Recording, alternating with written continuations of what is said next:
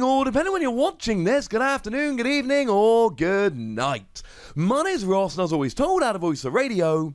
So today, we need to go and take a look at what might be the stadium that everyone starts playing. And no, I do not think that is an exaggeration.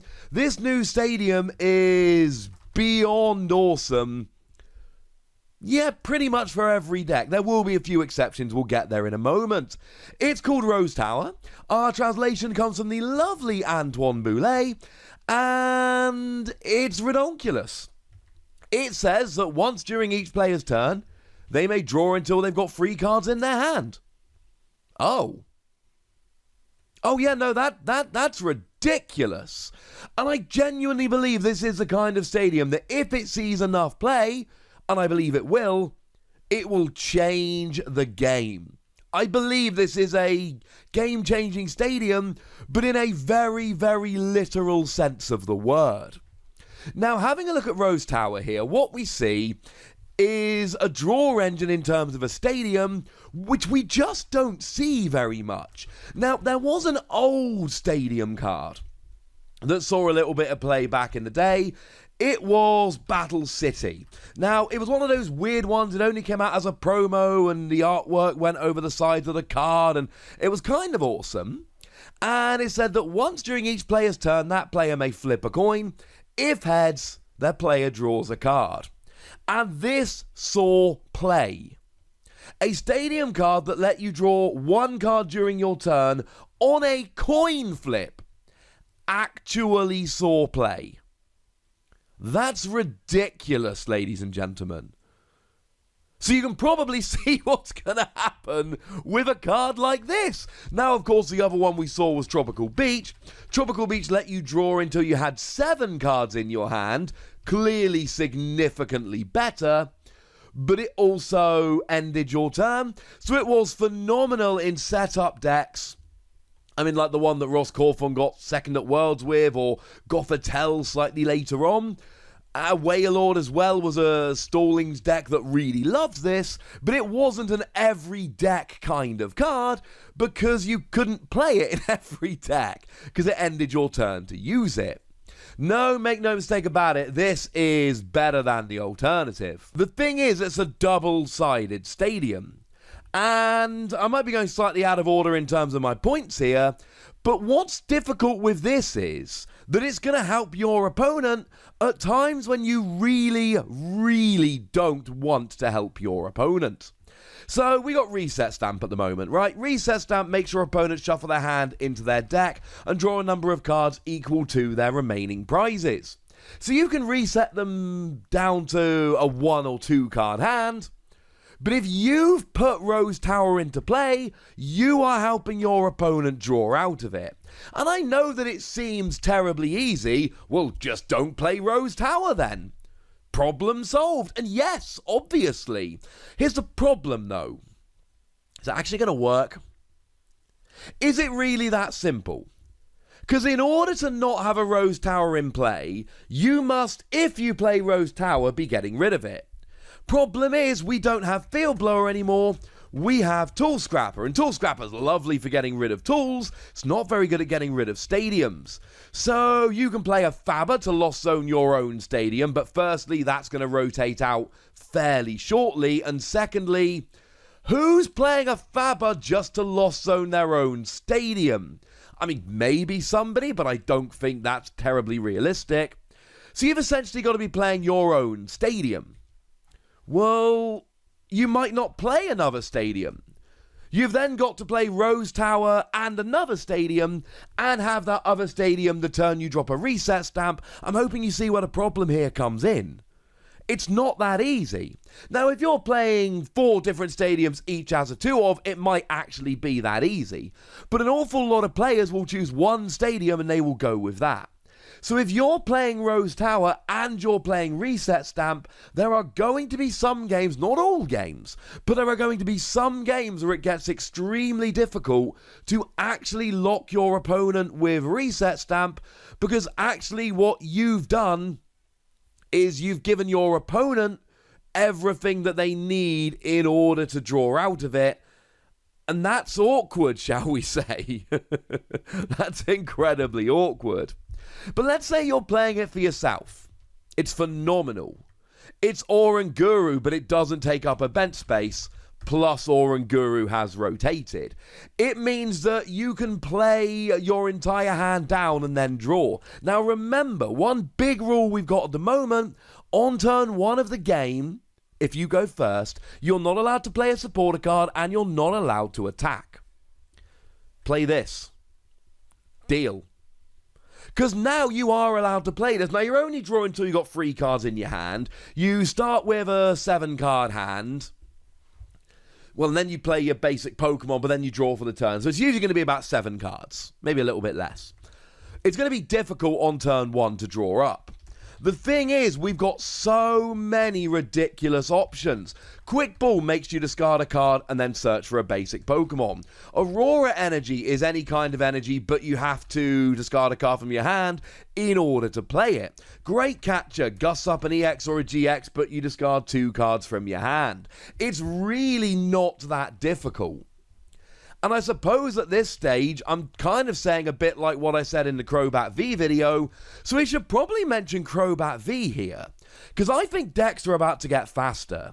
Crobat V is literally Shaymin EX. You draw until you've got 6 cards in your hand, although there is one fairly big difference. This is limited to 1 of this ability during your turn, whereas no such limit was ever imposed on Shaymin. Okay. But this is still, like, ridiculous.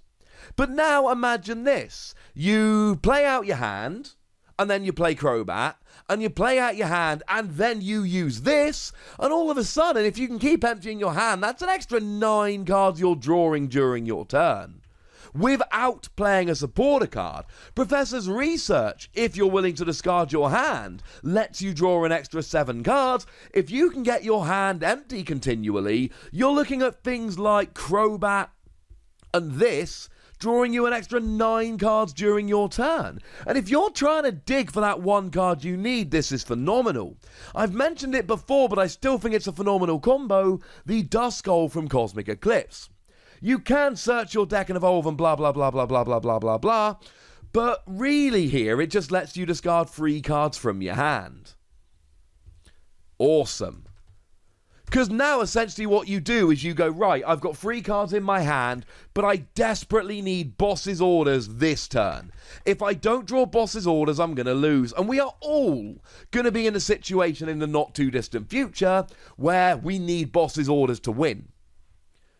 Well, if you've got a 3-card hand, all of a sudden, use Duskull's ability, use this stadium, and you draw 3 cards. And maybe you draw Boss's Orders, and maybe you don't. That's not actually terribly important. What's important is that this gives you the opportunity to draw it. This gives you a chance to draw it that you would not otherwise have. And that's my point here. This is going to be a stadium that stabs you in the back. This is going to be, I can almost guarantee that if you play this stadium, and I honestly think an awful lot of people will, there are going to be games where your opponent draws a game-winning card off of your Rose Tower. But also, we've all had those games where we've got 1 or 2 cards in hand and we cannot draw out of it. This will help you out. We've all had those games where we want to play down our entire hand turn 1, but then we're worried about being able to draw. Oh, wait, no, you're fine here. I cannot say enough good things about this card. We can compare it to Battle City, and it is so much better than Battle City. I know that Battle City did allow you to draw regardless of how many cards you had in your hand, but I'm also well aware that Battle City was on a coin flip. This is a phenomenal stadium, and honestly here, the only people that aren't going to be playing this are going to be people that have to play another stadium. So clearly, right, if you're playing a deck that revolves around coin flips, I don't know, Pincurchin as an example, kind of love that Pincurchin, then you are definitely going to want to play Glimwood Tangle. It does what the old Victini used to do, in the if you flip coins for an attack and you get the wrong one, you get to re-flip. Okay. So they're going to be decks that aren't going to want to play this. Maybe there are decks playing multiple different types of basic energy, and they're going to be playing Viridian Forest so that they can search out their energy. Maybe those fire decks are still going to play Giant Hearth to search out, well, fire energy, but you get 2 with Giant Hearth rather than 1 with Viridian Forest. There are going to be other stadiums that people want to play. But in terms of default stadiums, we've all been playing stuff like Chaotic Swell. Incidentally, Chaotic Swell will be a brilliant counter to this. Remember, Chaotic Swell just sits there, and if you play a stadium over it, it discards that incoming stadium. Ha! That is going to be the big counter to this. And you would play Power Plant to turn off EX and GX abilities, but that's getting less and less relevant as Pokemon V become more and more prominent, and necessarily Pokemon GX become less and less prominent. But I think nowadays this is the new default stadium. I think if you just want to play a stadium, because you're going to want to counter your opponent's stadiums, right? If you just want to play a stadium and you don't know which one you're going to be playing, this one. This is the one that you play. I almost cannot say enough great things about this stadium. I think it is kind of redonkulously over the top awesome. I think this is going to change the game, and I mean that in a very literal way. Because firstly, it is going to make decks more consistent by giving a stadium draw engine, which we do not see very often at all. The fact that I'm using Battle City as my comparison here should tell you what you need to know in that regard. And because all of a sudden, if you're trying to play Hand Disruption, it is much more difficult, especially if you're trying the odd bit of reset stamp while you're also playing Rose Tower. And please don't think, oh, no one's going to play Rose Tower and Reset Stamp. I guarantee they definitely are. I know we've given a couple of 5 Wassies out already for cards we've seen from this set, but this is another one. This is a 5 Wassie card, and I feel very strongly about that. When we had a Pokemon that sat on the bench and drew till you had 3 cards in hand, that saw a huge amount of play. Why would a stadium not in the same regard, other than it being two-sided? It's phenomenal. I love it, but I've gushed enough. It's time for you to do a bit of gushing in the comment section. Go nuts. Be nice. And then make sure you like this video, subscribe to this channel, follow me on Twitter at The Wassie, and Twitch for some live action at twitch.tv/PTCGRadio.